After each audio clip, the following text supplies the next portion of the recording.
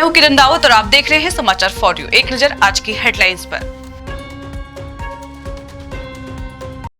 मुख्यमंत्री पुष्कर सिंह धामी ने राज्य स्थापना रजत जयंती पर बिल लाओ इनाम पाओ मेगा लकी ड्रॉ का किया शुभारंभ। एकता दिवस पर कर्ण महारा ने इंदिरा गांधी और सरदार पटेल को दी श्रद्धांजलि। हरिद्वार में स्थित अवैध दरगाह पर जल्द होगा बुलडोजर एक्शन, प्रशासन ने 15 दिन का दिया था नोटिस। उत्तराखंड में धर्मांतरण पर सख्त कानून लागू, बिना जिलाधिकारी की अनुमति धर्मांतरण नहीं होगा। अब खबरें विस्तार से। राज्य सरकार ने पूरी तैयारियां कर ली हैं। 1 नवंबर से राज्य भर में कार्यक्रम शुरू हो चुके हैं और 5 नवंबर को प्रवासी उत्तराखंड सम्मेलन आयोजित किया जाएगा। यह वर्ष देवभूमि उत्तराखंड के लिए और देवभूमि उत्तराखंड और पूरी दुनिया के अंदर और देश के अंदर रहने वाले सभी उत्तराखंड और प्रवासी उत्तराखंडियों के लिए बहुत महत्वपूर्ण है, क्योंकि यह वर्ष हमारा राज्य की स्थापना का रजत जयंती वर्ष है और उसके एक श्रृंखलाबद्ध तरीके से हम रजतोत्सव के रूप में इस रजत जयंती वर्ष के कार्यक्रमों का आयोजन कर रहे हैं। मुख्यमंत्री पुष्कर सिंह धामी ने राज्य स्थापना रजत जयंती समारोह का शुभारंभ करते हुए सचिवालय में बिल लाओ इनाम पाओ योजना के तहत मेगा लकी ड्रॉ निकाला। राज्य कर विभाग द्वारा आयोजित इस कार्यक्रम में कुल 1888 विजेताओं का चयन किया गया। नैनीताल की सोनिया और टिहरी के जसपाल रावत को प्रथम पुरस्कार के रूप में एक इलेक्ट्रिक कार मिली। मुख्यमंत्री ने दोनों विजेताओं से फोन पर बात कर उन्हें शुभकामनाएं दी।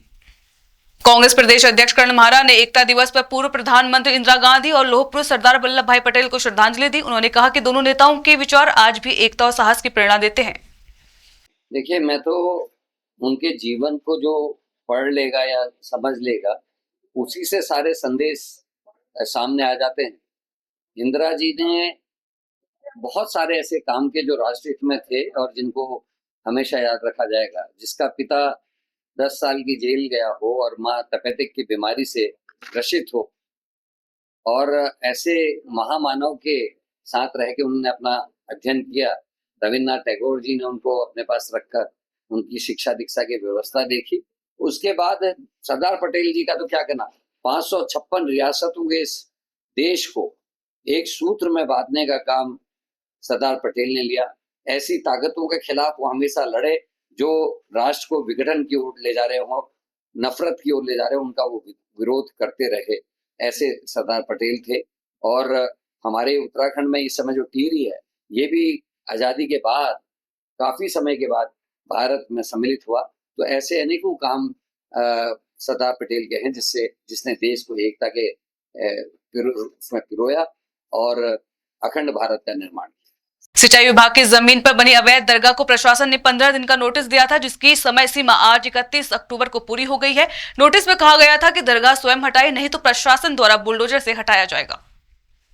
हरिद्वार सांसद त्रिवेंद्र सिंह रावत ने कहा कि बिना जिलाधिकारी की अनुमति धर्मांतरण नहीं हो सकता। प्रदेश में जबरन धर्मांतरण रोकने के लिए कानून सख्त है और उल्लंघन करने पर कठोर कार्रवाई की जाएगी। देखिए, धर्मांतरण के लिए धर्म स्वतंत्र विधेयक ये मुझे लाने का अवसर मिला था, और धर्मांतरण कोई भी किसी का जोर जबरदस्ती नहीं कर सकता है। बिना डीएम को अनुमति लिए, डीएम के संज्ञान के, कोई भी इस तरह के धर्मांतरण नहीं कर सकता है। और उसके एक सख्त कानून धर्म स्वतंत्र विधेयक के रूप में इस राज्य में लागू है। अगर कोई शिकायत मिलती है तो उन पर कठोर दंडात्मक कार्रवाई की जाएगी, और मुझे लगता है कि सरकार ने काफी लोगों पर इस तरह की कार्रवाई की भी। इस बुलेटिन में फिलहाल इतना ही। उत्तराखंड की तमाम बड़ी खबरों से जुड़े रहने के लिए देखते रहिए समाचार फॉर यू। नमस्कार।